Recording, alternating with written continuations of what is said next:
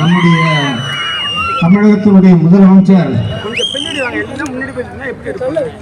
தமிழ்நாட்டு மக்களுடைய நலனை கருத்தில் கொண்டு மிக அருமையாக சிறப்பாக நல்லாட்சி வழங்கி வருகின்ற முதல்வர் அவர்களுடைய தலைமையிலே சென்னையில் ஒரு மாபெரும் கண்டன ஆர்ப்பாட்டமும் அதனோடு சேர்ந்து தமிழகம் எங்கும் எல்லா மாவட்டங்களிலும் அமைச்சர்கள் மற்றும் மாவட்ட செயலாளர்கள் தலைமையிலையும் தமிழகம் எங்கும் இந்த கண்டன ஆர்ப்பாட்டங்கள் நடந்து கொண்டிருக்கின்றன.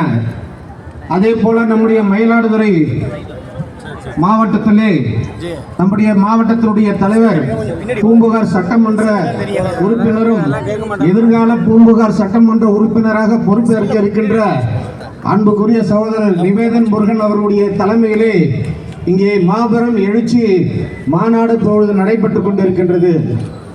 என்னிடம் 2 நாட்களுக்கு முன் கேட்டார்கள், நீங்கள் எங்கே எந்த கூட்டத்திலே எந்த கண்டன ஆர்ப்பாட்டத்திலே கலந்து கொள்ள விரும்புகின்றீர்கள் என்று சொன்னார்கள். நான் சொன்னேன், நான் மயிலாடுதுறைக்கு எனக்கு அனுப்பி வையுங்கள், மயிலாடுதுறையிலே கலந்து கொள்ள நான் விரும்புகின்றேன் என்று சொன்னேன்.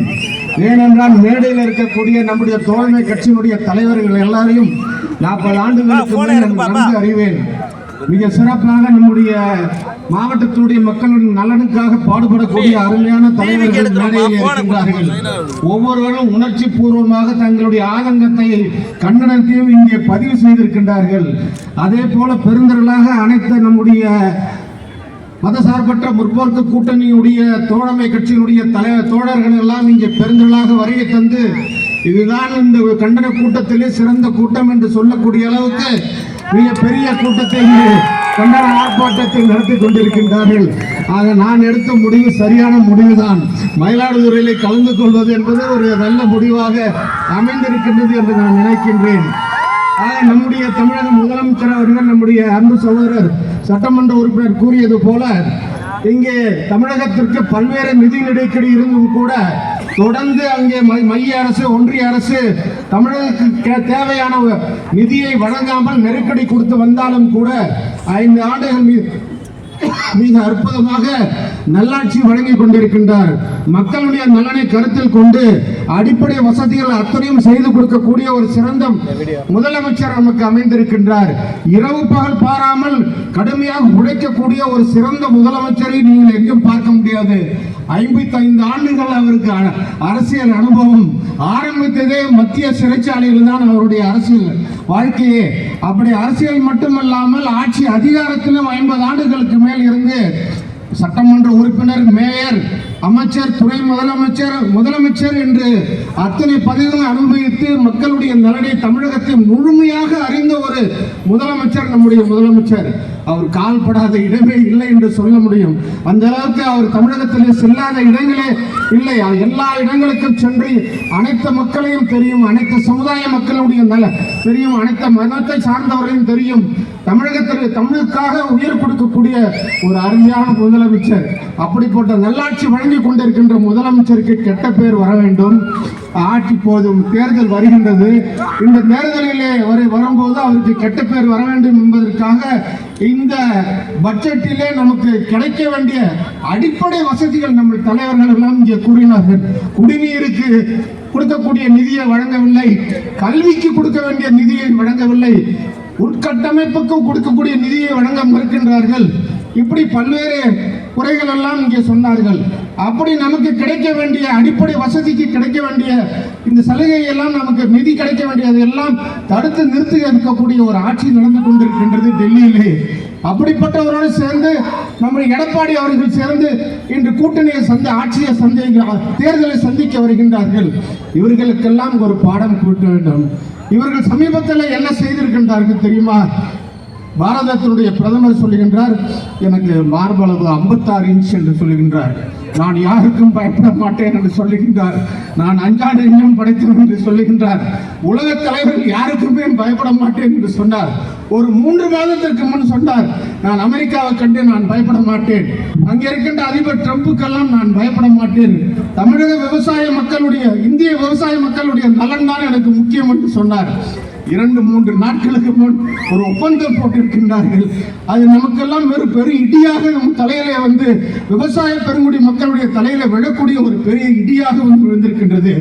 0% வரியே இல்லாமல் அங்கே அமெரிக்காவில் விளையக்கூடிய விவசாய பொருட்களை எல்லாம் இந்தியாவுக்கு இறக்குமதி செய்வதற்கு இந்திய சந்தையில் முழுமையாக அவர்களை கொட்டக்கூடிய அளவுக்கு அந்த ஒப்பந்தத்தை போட்டிருக்கின்றார். இப்படி ஒரு ஒப்பந்தத்தை போட்டு கொஞ்சம் கூட ஒரு பைசா கூட வரி இல்லாமல் அந்த பொருட்களை எல்லாம் இந்தியாவில் கொண்டு வந்து இறக்கிவிட்டால் அப்ப நம்ம விவசாயிகள் என்ன பண்ணுவாங்க? 30 கோடி மக்கள் நம்முடைய இந்திய தேசத்திலே 30 கோடி மக்கள் மாடு வைத்திருக்கின்றார்கள். கிராமந்தோறும் வருகை தந்திருக்கின்ற தாய்மார்கள் எல்லாம் வீட்டுக்கு ஒரு மாடு, 2 மாடு, 3 மாடு வைத்து பால் கறந்து அந்த பாலை சொசைட்டிக்கு கொடுத்து அதில் அவர்கள் வாழ்வாதாரத்தை அதில் வாழ்ந்து கொண்டிருக்கின்றார்கள். அப்படிப்பட்டவர்கள் எல்லாம் 30 கோடி மக்கள் எல்லாம் இந்த பால் மற்றும் பாலால் உற்பத்தி செய்யப்படுகின்ற பல்வேறு பொருள்கள் எல்லாம் விற்பனை செய்து வாழ்ந்து கொண்டிருக்கின்ற ஒரு நிலையை பார்க்கின்றோம். அங்கே அமெரிக்காவிலே கார்ப்பரேட் விவசாயிகள் தான் அதிகம். 5000 ஏக்கர், 2000 ஏக்கர், 10,000 ஏக்கர் விவசாயம் செய்யக்கூடியவர்கள் வெறும் 70 லட்சம் பேர் தான் இருக்கின்றார்கள். 30 கோடி மக்கள் இங்கே மாடை நம்பி, கறவை மாடை நம்பி பால் கறந்து பாலை வைத்து வாழக்கூடிய மக்கள் இந்திய தேசத்தில் இருக்கின்றார்கள். 70 லட்சம் பேருடைய வாழ்வாதாரத்திற்காக ஒரு பைசா கூட வரி இல்லாமல் அந்த பொருள்களை அனைத்துமே கொண்டு இங்கு இறக்கினால் நம்முடைய பொருள் எப்படி விலை போகும்? ஏற்கனவே விவசாயிகள் நாம் எல்லாம் பல்வேறு இன்னல்களுக்கும் தொல்லைக்கும் ஆளாகி கடந்த ஆண்டு விட்டது இந்த ஆண்டு எடுத்து விடலாம், இந்த ஆண்டு விட்டது அடுத்த ஆண்டு எடுத்து விடலாம் என்று நாம் மோசம் போய்கொண்டு விவசாயத்திலே நாம் அழிந்து கொண்டிருக்கின்ற சூழ்நிலையிலே இப்பொழுது வெளிநாட்டிலிருந்து, அமெரிக்காவிலிருந்து இவ்வளவு பொருள்களை கொண்டு வந்து இங்கே இறக்கினால் நம்முடைய நாடு தாங்குமா? இந்த விவசாயிகளுடைய வாழ்வாதாரம் என்ன ஆவது? ஏற்கனவே தற்கொலை செய்து கொண்டிருக்கின்றார்கள். ஒட்டுமொத்தமாக விவசாயமே அழிந்து போகின்ற நிலைதான் இந்தியாவில் உருவாகும். இப்படிப்பட்ட ஒரு ஒப்பந்தத்தை 3 நாட்களுக்கு முன் ட்ரம்ப் ஒரே ஒரு தொலைபேசி தான், அவர் ஒரே ஒரு தொலைபேசியை மோடியிடம் பேசி இதுக்கு சம்மதம் தெரியுங்கள் சொன்னோன்னு நம்முடைய 56 இன்ச்சு மார்பல உள்ள மாவீரன் ஒரே வார்த்தைகளை சரிங்கள் ஐயா என்று சொல்லி இந்த ஒப்பந்தத்திற்கு சரி என்று சொல்லிவிட்டார். ஏற்கனவே இவர்கள் ரஷ்யாவிலிருந்து அந்த கச்சா எண்ணெய் இறக்குமதி செய்கின்றார்கள்.